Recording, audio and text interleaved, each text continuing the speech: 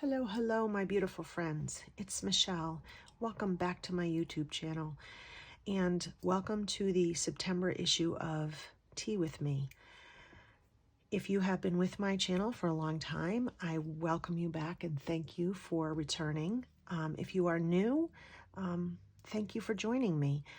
Today's Tea and Me is not going to be the typical Tea and Me.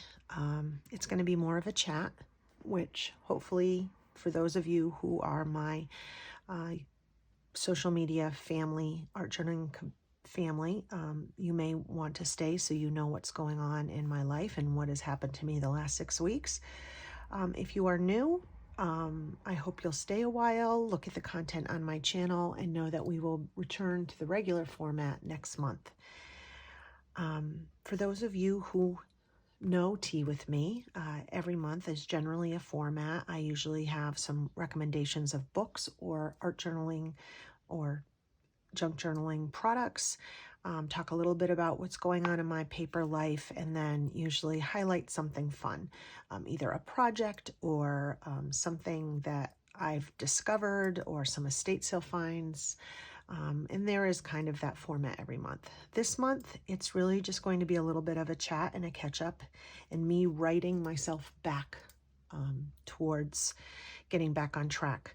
I have a few books that I've never shared before that I will be sharing with you, and a couple books I have shared before that I am going to flip through as I talk, so it's not so incredibly boring for you. You don't need to just see a desktop. I am drinking chamomile today because that is my go-to. That is my tried and true comforting tea. And that is what I need in my life right now, is a little bit of comfort. The last 6 weeks have been a lot. Good and bad, highs and lows. And I wasn't able to join you guys last month, which was not intentional. Life just sort of got in the way. So I'm going to take a sip of tea. I'm going to tell you a little bit about these two books, and then we will jump into catching up. So the two books that I'm going to flip through as I'm talking are two books that are favorites of mine. They're great inspiration books for the creative person, especially if you're a gardener. But they're also not ultra rare, so you can find them for very inexpensively online, and they're terrific for fussy cutting or using as page journals, things like that. The first one is called The Painted Garden, A Year in Words and Watercolors by Mary Wooden, and it's just full. It's sort of like a diary or a garden journal with watercolors. We'll flip through that one first. And then the second one is The Pleasures of Gardening by Angela Stanford. And it is, again, a very similar type of thing. It's about, this one even has recipes, artwork, talks a lot about flowers, and has amazing artwork as well. Pricing it out, you can get this one for about under $10, $5 to $10 on, your thrift places. This one's a little bit more, but I have found them when there are a few get in stock at thrift books, the prices go way down. So I would definitely look these up on your favorite used book online store. So now let's begin. You guys may know that tea with me is it's a chat. It's you having tea with me, and I wish it could be two-sided where you could tell me about your life and I could tell you about mine, but that is just not the way YouTube works. So unfortunately, you can only hear about my life. So just so you know a little bit of what's going on, I knew August would be a very busy month. We had some things planned, positive things planned. My son was going back to college. My husband and I were taking a little trip. And I knew that I was going to have at least one estate sale that I was going to work at. So those are all really good things. And they were good things. But the week before I went away was really about being organized, not just getting my son packed so that, because literally we were coming back from vacation on a Friday and he was being brought on Sunday, which gave us only 24 hours in between. So we thought going away the week before he left would be great for him to have some alone time and not to have mom and dad like constantly barking, like, have you packed this? Have you done that? And let him do it on his own pace. And he could take care of the dogs while we went on vacation. And it worked out perfect. He got a week of relaxation and packing and doing his things. I love nasturtiums. And we got a nice little getaway. We went to Lambertville and New Hope, which is right on the Delaware River. New Hope is on one side in Pennsylvania, and Lambertville is in New Jersey, and it is a beautiful little artsy community. It's just a lot of like vintage, a lot of nature. It was really a nice little getaway. We came back, we brought my son to college. That went really well. And then we came back at like 7 o'clock at night on a Sunday, and I had work at 9 a.m. the next day for a really big estate sale. The estate sale was in a 3-story Victorian house from the 1800s with a carriage house attached. The woman was a flea market dealer, so she had all the collections of her own home from her generations of family and her husband's generation, but also had all the stuff that she had bought when she was a dealer. One of the biggest flea markets that we had in southern New Hampshire at the time that was big on antiques. And she did that like in the 1980s. So when we arrived Monday morning, we were unpacking boxes of her inventory that she had packed in the 80s. So as it was, you're already talking about things that had been packed away almost 40 years ago, 30 years ago. So it was an amazing, amazing sale. But because it was a 1800s house, it had barely any windows that opened. There was very few outlets look at that page, very few outlets that we could put fans into, and it was a hot and humid week. And it was physically demanding. And we worked, full days up until the sale, which was that Friday, Saturday, and Sunday. It was a 3-day sale. And by the time we were done, we had worked 7 straight days in a row, and in really intense heat with our air conditioning, with very little airflow, and it really took a toll. The following week, I went back to the house that Monday and took pictures of what was left because we were going to have a box sale that Friday. And then that week I tried to catch up on some things because I hadn't been home in like 3 weeks. I'm not going to go into it, but all the wear and tear that I have put in over the last year at the estate sales finally took a toll on my body, and I had something medically happen that now I'm going to have to deal with major surgery this fall. Truth be told, I injured myself 7 years ago, and this is actually a reoccurrence of something I did to myself before. And now I'm really going to have to permanently deal with it, and it'll be like 2 months of recovery. So we'll see how that works out. I went back and did my last day, sort of on I just was very careful with how I was. And then that weekend after the sale happened, my father-in-law, who has been very, very sick, took a turn for the worst. So the last week of August, we were, facing the end of his life and what that means. I was dealing with medical issues and had a doctor's appointment, and I got hacked. If you follow me on Facebook or Instagram, you will know that I have a business, or I had a teaching business called Creative Cottage. I was an art teacher at a local art center, and I did like birthday parties and groups of people. I mostly taught polymer clay and bookmaking, paper arts, and my business page was compromised and taken over by a company in Vietnam. They changed all my information so I couldn't go in, and in 24 hours I lost all of my business information, 13 years of personal and business content, and there's no way I can get it back. So that's been really tough. It essentially, they got into my financials through the Facebook ads, and there was no protection for us as customers of Facebook, and there is absolutely not one live person you can talk to if you have a problem on Facebook. So if you have a creative business, and I'm telling you this, if you have a creative business and you have a Facebook page, please take care and have security in place. I had security in place and I still got hacked. You may ask how I got hacked. Well, I boosted some of my posts when I was teaching to sell some of those classes and to publicize them, and that link into PayPal ended up being what they were looking for, and they hijacked it all, got in my PayPal, which in turn got into my bank accounts. So as my father-in-law was dying, I was also trying to deal with shutting off my bank accounts. I had to close my business. I had to close my business accounts. I had to shut down and close all of my business PayPals, losing all my history, my address books, everything in 48 hours. It was devastating.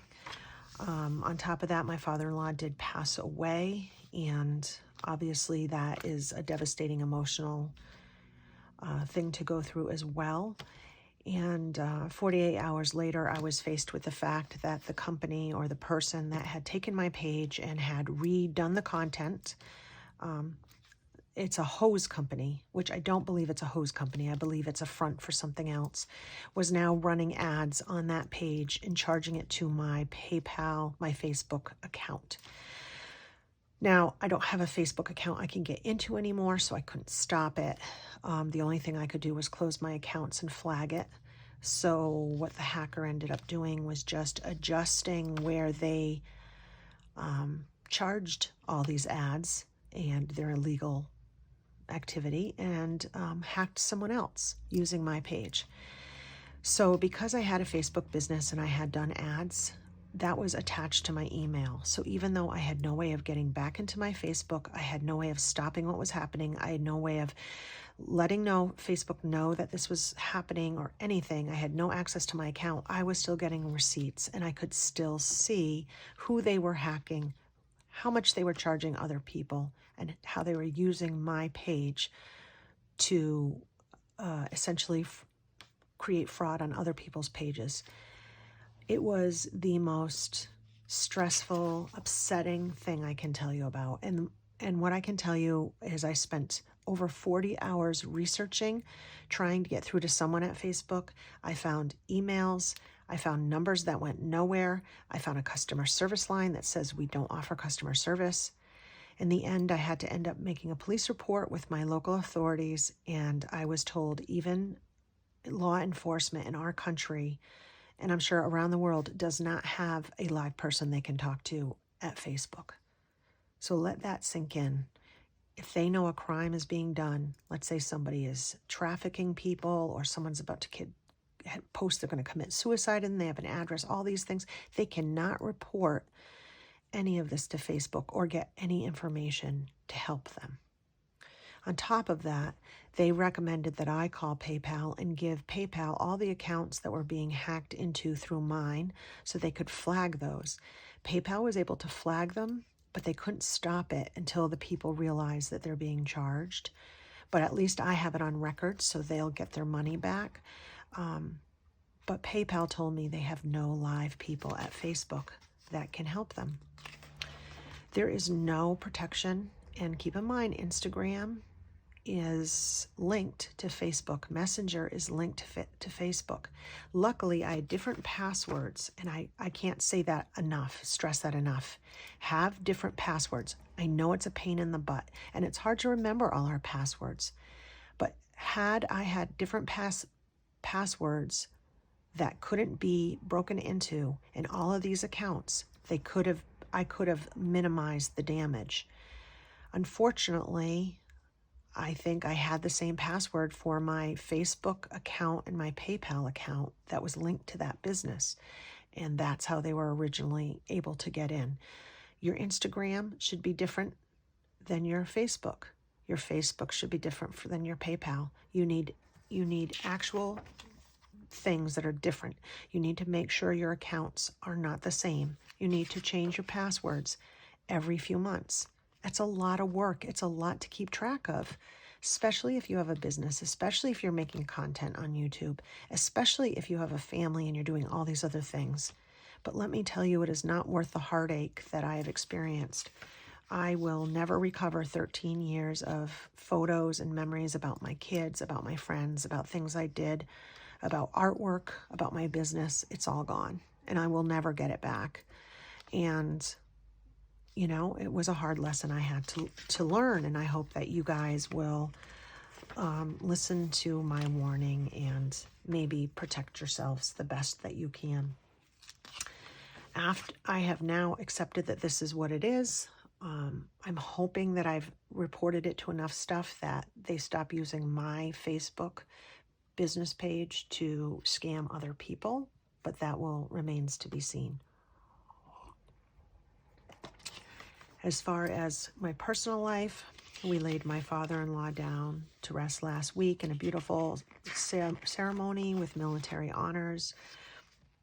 It was an extremely sad day, but he lived 83 years and had a family and a full life, and I'm just hoping that his soul is at peace, and we move forward from there. I have follow-up doctor's appointments, and it looks like I will need to find 2 months where I can do nothing but basically be in bed. So I will have to figure that out on my own. And then we just got back from my husband rides for Parkinson's or he has for a couple of years. And so we were up by Old Orchard Beach in Maine he was doing a 100-mile ride for Parkinson's. My grandfather had Parkinson's. My father died of Lewy body dementia, which is often mistaken for Parkinson's, and they know a lot more about because of Parkinson's research. So he rides for them and also for everybody else who donated and told him stories of their loved ones that are afflicted with that. So that has been the last 6 weeks of my life. It's been a lot, and as someone who is very spiritual and always looks for the bigger meaning, I'm trying to get from that last 6 months lessons that I need to know, like slow down and pay attention to my body and pay attention to what is necessary and what is priority. And yeah, I'm moving forward. So what does moving forward look like? Well, I had a couple of kits I was working on before all this happened. I'm hoping to get those in my shop in the next couple of weeks. After I'm done filming this, I'm going to go film a video of a flip through of an art book that I started in July and I finished yesterday. I'm very, very excited about it. It's different than anything I've ever done, and it has very deep meaning for me. I hope you will watch that video when it comes out, and I hope it resonates with you. I'm hoping to start with some consistent content. I have a lot of things to share with you from estate sales that I did not make any videos, number one, in August because I did not have time, but number two, with my father-in-law being so sick and passing, I just didn't think it was appropriate to be making videos of estate sale finds and things like that, and tea with me during such a sad time in our life. It felt very inappropriate. So that stuff's going to be coming up. And I'm finishing up my garden, which is why I have all my garden books out. And I'm going to have a video for those of you who like to garden, sort of recapping this year, which was an epically bad year for me. So I have a before, what I thought my garden would be, and then what ended up happening. It's not like a sad video or anything. It's just sort of like, as a gardener, you have years that are gangbusters, like last year for me. And then you have years that are not, which was this year for me. It was a challenging summer on a lot of fronts. So my gardening video will be up very, very soon. And hopefully you will tune into that. So I'm hoping to be back, be doing a lot more art. I have so many things, so many ideas I want to share. I feel like I'm evolving as a person and as an artist, and I'm hoping to share some of those things as the weeks progress. So that is the chat, and that was a lot. And if you're still listening, then I know you're one of my friends, and I just thank you for listening and understanding what the last 6 weeks have been for me. So now I just want to share a few books with you that I think are really sweet, exceptional books for inspiration, for junk journaling, for journaling, whatever. Some of them are new, and some of them I just got at the last estate sale.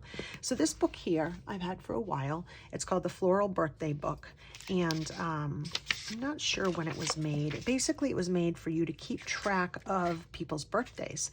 But what I really like in it is that inside, it's got really nice artwork, but it has every day of the year and which plant goes with that day, and a little journaling area next to it, so you can put people's birthdays. But what I really love is these little excerpts, right, that you can see. That, just imagine if you're making a personal journal, you could clip that out. You know, you could put it in art. It has the date. You could do if you're journaling, you could put this on every day that you journal. So it's just a really terrific little book as a material book for your journals. Second book, many of you might be familiar with. It's called The Language of Flowers. It is a beautiful little book. It has a little flyleaf here. Sometimes you'll find it with it, sometimes you won't, but this is the cover. I think it was made in the it's not old. It looks, so it was made, it looks like it was made in 1913. That's when this book was written, but it wasn't published then. It was published, you know, way after. This is a replica of the original, and you can buy these. They're not the cheapest, and I don't know that I could ever cut it up, but they are wonderful inspiration. They're kind of on that, you know, the same vein as the Edith Holden that we love so much. It lists all the flowers and what their meanings are. It's really just such a sweet little book. The artwork is beautiful. It's got this yellow patina on it that was created by the publisher. It's really a recreation of a 1930s journal. And it was first published in 1968, which is my birth year. So it's 52 years old. So it was, it is 1968 by Margaret Pixton, and it is called The Language of Flowers. It looks like it's an early 1900s book, but it was published 52 years ago. Then these other two books I got at my last estate sale. Actually, I didn't get them. They were in the estate sale, and the estate sale literally had thousands of books. Thousands. Like I don't know, 6,000 books. So I couldn't possibly go through them all. So as people were checking out, I'd see the books and I'd be like, oh my God, I love that book. So these are two books that other people bought, but then I bought afterwards because I had to have them. This one's called The Secret Life of Flowers. Oops. Butterfingers there. What I liked about this book was the format. It has like pollinators. So let's see when it was done. 1964. So again, you know, 50-something years old. It's The Secret Life of Flowers, written and illustrated by Anne Ophelia Downen. And I love the orientation of the pages. They're long and thin, and if you made a small journal, you could fold right here and get two perfectly nice pages oriented correctly, which when we make small journals, that's kind of a big deal, right? Like you could fold there and have perfectly lined up pages with artwork. And the artwork is really nice. Lots of beautiful drawings, and it's got kind of a creamy, it does have a finish. It's not like matte paper, but it's got like a creamy patina to it. And it's a lot about insects and the flowers, and it's just a really neat little book because of the orientation, the size, and the artwork. The second one I just fell in love with. It's called Glass Flowers in the Ware Collection, 16 color plates by Fritz Creedle. And I ordered this one off of Thrift Books, And it's basically a collection that they have at Harvard University in the Botanical Museum, and they made it into a book in 1940. So we're talking 82 years, right? And a lot of it is text at first, but then they have these beautiful, it's a creamy matte page with these beautiful, beautiful pages of prints. But what I really was drawn to is it's really a lot about insects. So it talks a lot, you know, it's showing the partnership between pollinators and the flowers, which you don't always get in these botanicals. You get a lot of lovely botanicals, but not so much the insects. So if you are somebody who enjoys the insects, the entomology, this book is really, really nice. And look at the pollination of flowers by insects. So it's a really neat book. It has the plates, it has the discussion of the plates in the back. It doesn't have a huge amount of artwork. It's got text in the back, text in the front, and then the plates in the center. But it's a really nice book if you can get it for a decent price.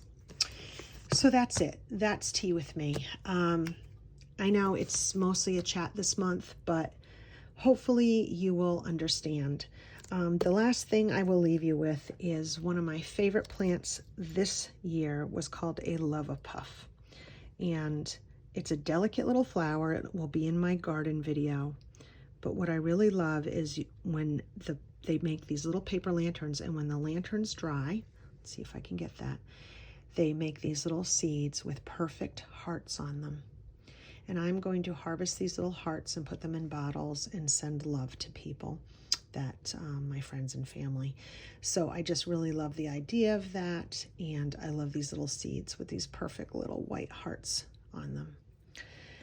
So as I close, I send you out my love, and I thank you for your ongoing support, and I hope to see more of you this month, and take care of yourself. Hope to see you soon. Bye.